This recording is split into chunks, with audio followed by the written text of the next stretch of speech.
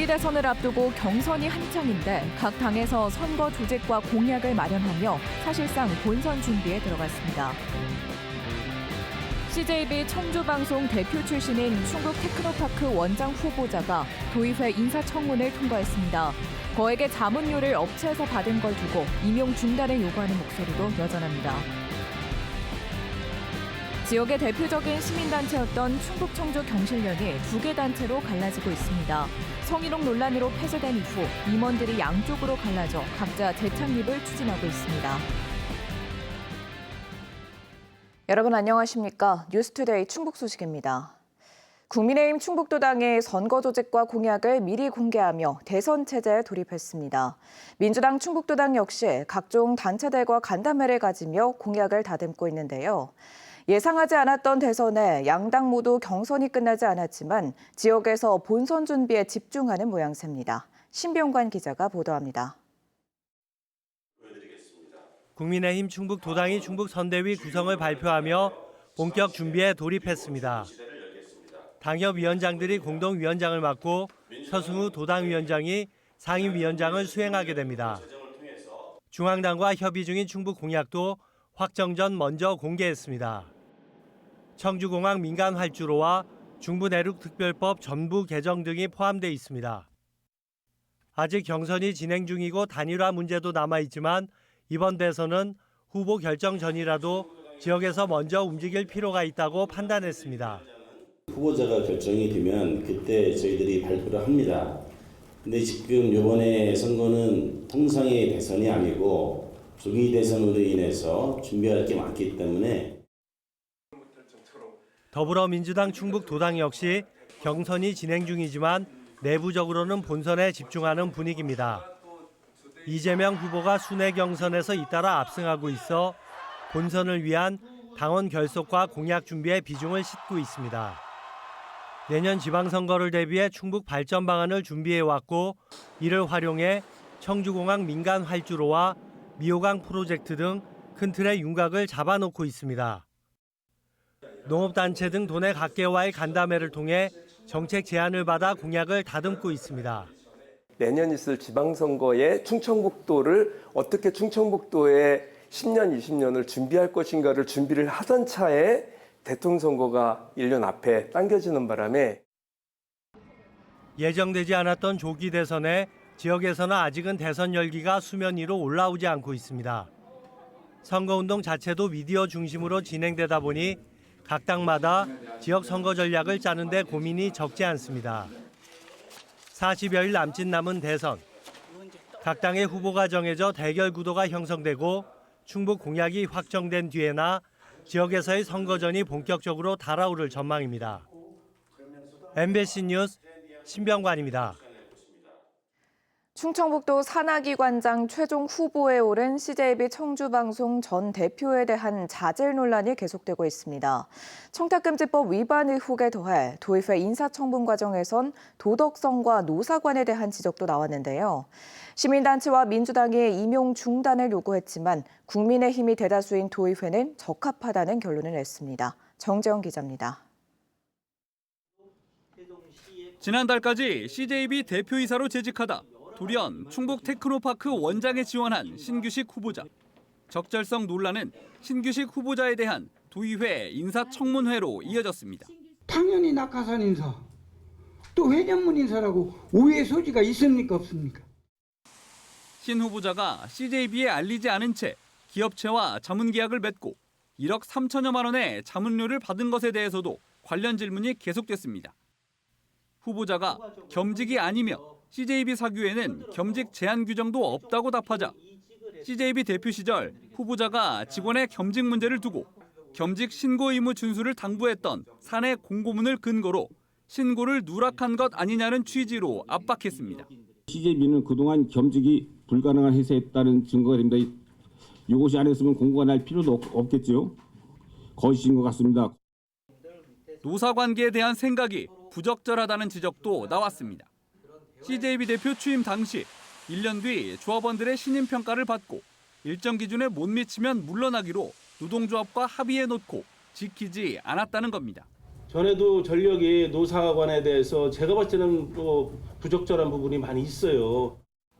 이에 대해 신 후보자는 합의 이후 복수노조가 생기면서 이견이 생긴 것이라고 해명했습니다. 청탁금지법 위반 의혹에 대해선 기업체에 자문한 내역과 보고서 등을 제출하며 정당한 계약이었다고 거듭 강조했습니다. 다만 논란이 불거진 데 대해선 사과했습니다. 이 문제가 이렇게 세상을 시끄럽게 하는 부분에 대해서는 다시 한번 죄송스럽다는 말씀드립니다. 여러 의혹과 적절성 논란에도 도의회 인사청문 특위는 결국 적합하다는 결론을 냈습니다. 특위는 자료를 통해 자문 내용을 확인했고 법 위반 소지는 없다며 전문성과 경영 능력이 탁월하다고 평가했습니다. 그래서 제가 봤을 때는 지금 현재 나와 있는 상황에서는 청탁금지법이 저는 아니라고 판단을 합니다. 충북참여연대와 민주당이 임용 중단을 요구하는 가운데 신 후보자 임용은 도의회 본회의를 거쳐 중소벤처기업부 장관 승인과 김영환 지사 임명만 남겨두고 있습니다. MBC 뉴스 정지영입니다.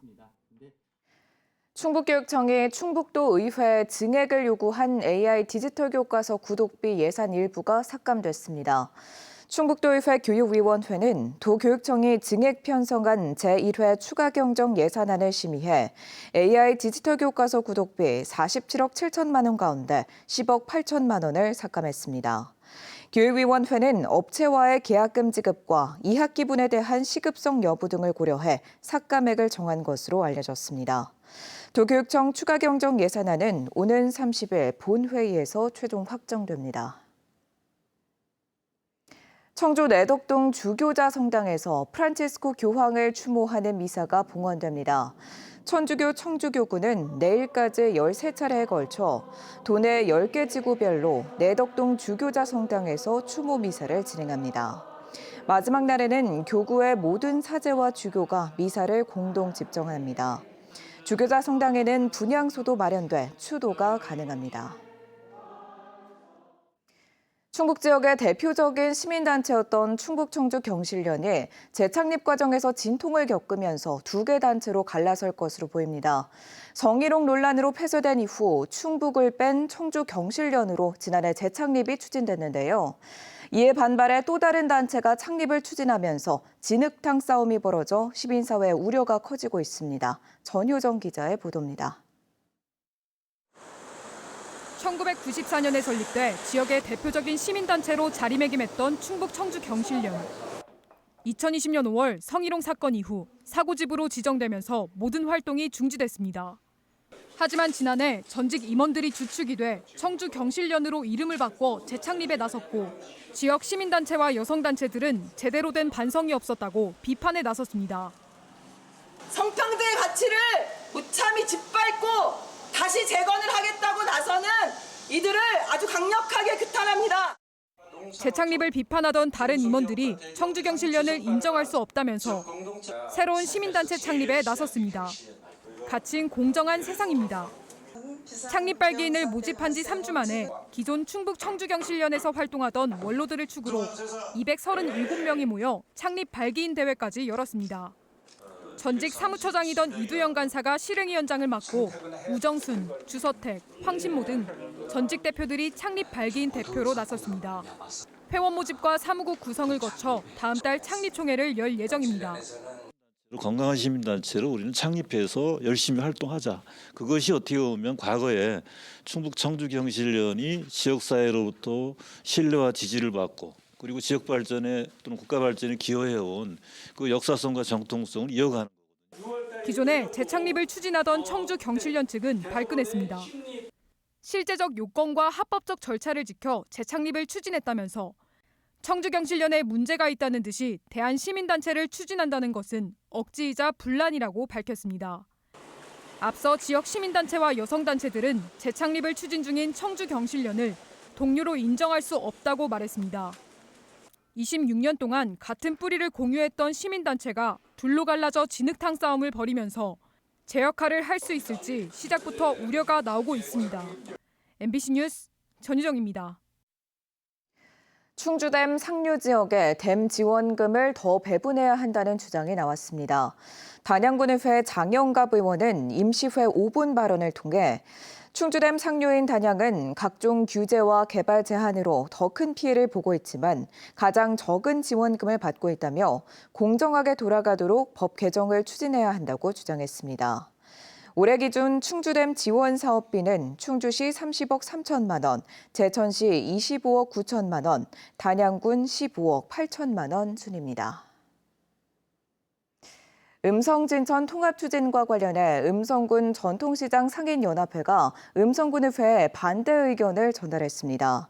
상인의 임원들은 최근 음성군의회를 찾아 음성군은 독자적인 성장과 발전을 할 수 있는 동력을 가지고 있다며 통합될 경우 충북 혁신도시로 모든 것이 집중돼 주변 읍면 공동화가 우려된다는 의견을 전달했습니다.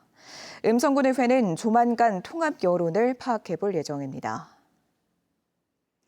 소멸위기 지역들의 인구 정책이 점차 다양해지고 있습니다. 기업 유치에 초점이 맞춰졌던 전략이 한계에 다다르자 최근에는 지역의 거리 공간을 재해석해 브랜딩화하는 시도가 많아지고 있는데요.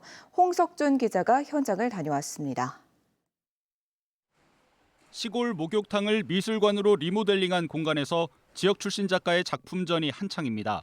3년 전 문을 연 뒤 벌써 35번째 전시인데 이색 전시 공간이 입소문을 타면서 작가들이 의성 안개로 모여들기 시작했습니다.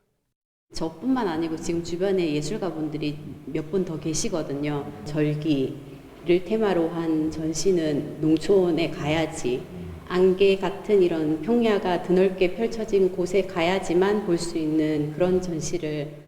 미술관 바로 옆 골목에는 안개 평야 등 지역을 소재로 한 수제 맥주집과 양조장이 다양하게 운영 중입니다. 모두 청년 지원 프로그램을 통해 안개에 정착한 도시 청년들의 일터인데 12곳을 하나로 묶어 안개 순례길로 재탄생했습니다. 농촌의 골목을 순례하며 예술의 술, 마시는 술을 함께 즐기러 오는 순례길 관광 상품에는 벌써부터 호기심 많은 청년 관광객들이 몰리고 있습니다. 대형 양조장이 완공되는 올 여름부턴 양조 체험도 순례길 코스에 추가됩니다. 술을 만들어보는 과정, 그리고 스토리를 가지고 있는 양조인들을 만나기가 사실 쉽지가 않습니다. 지역에 숨어있는 그런 보물들을 순례자들이 스스로 찾아보는 거.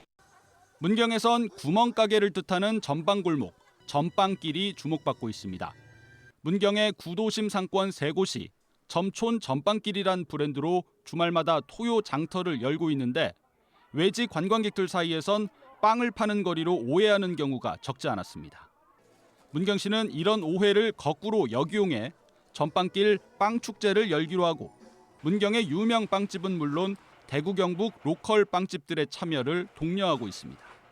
빵자 돌림으로 해서 빵축제를 이번에 금년에 처음으로 시행을 하는데 그래서 전국에서 이게 빵을 전문화하는 많은 그 회사 또 제품들이 출시가 될 것으로 보여지고 인구 유출로 구심점을 잃고 흩어졌던 생활공간 혹은 구도심 상권을 하나의 정체성으로 묶어내 활기를 불어넣는 시도가 이어지고 있습니다. 지역 소멸을 막기 위해선 기업 유치 같은 큰 정책도 필요하지만 주민들이 먼저 찾고 아끼는 매력적인 생활 공간이 곁에 있어야 밖에서도 찾아온다는 고민이 담겨 있습니다. 장소에 새로운 의미를 부여하는 공간 재해석이 생활 인구 유지에 얼마나 기여를 하게 될지 관심이 쏠리고 있습니다. MBC 뉴스 홍석준입니다. 사상 최악의 산불 피해를 입은 경북 북부 지역의 지자체들이 여행을 와달라는 호소를 이어가고 있습니다. 청송군은 올 한 해를 고향 방문의 해로 삼아달라고 호소했고 안동시는 지역으로 여행 오는 게 기부라며 여행 기부 캠페인을 벌이고 있습니다. 이정희 기자입니다. 청송 관광의 중심축인 주황산 국립공원이 썰렁합니다.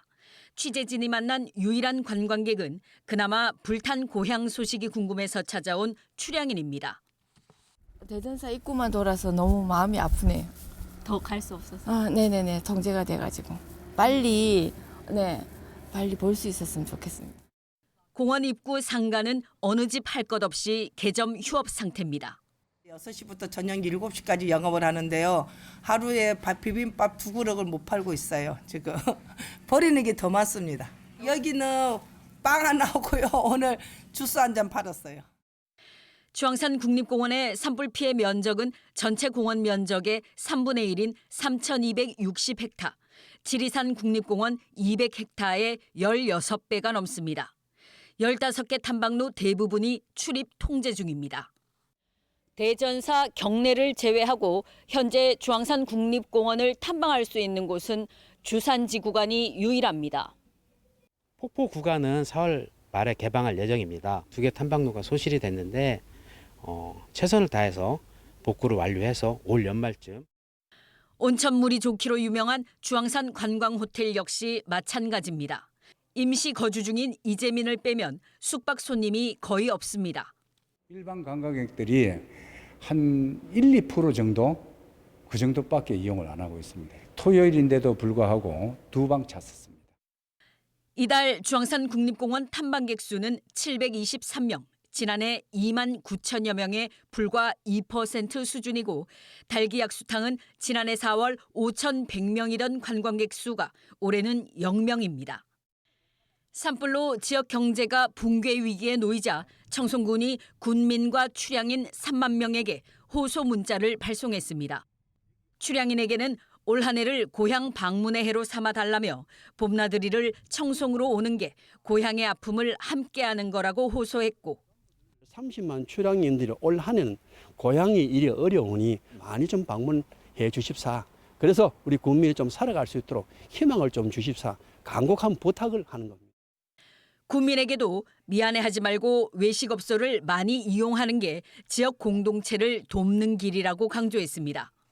안동시도 지역으로 여행을 오는 게 곧 기부이자 희망을 주는 거라며 여행 기부 캠페인을 벌이고 각종 할인 혜택을 제공하고 있습니다. MBC 뉴스 이정희입니다.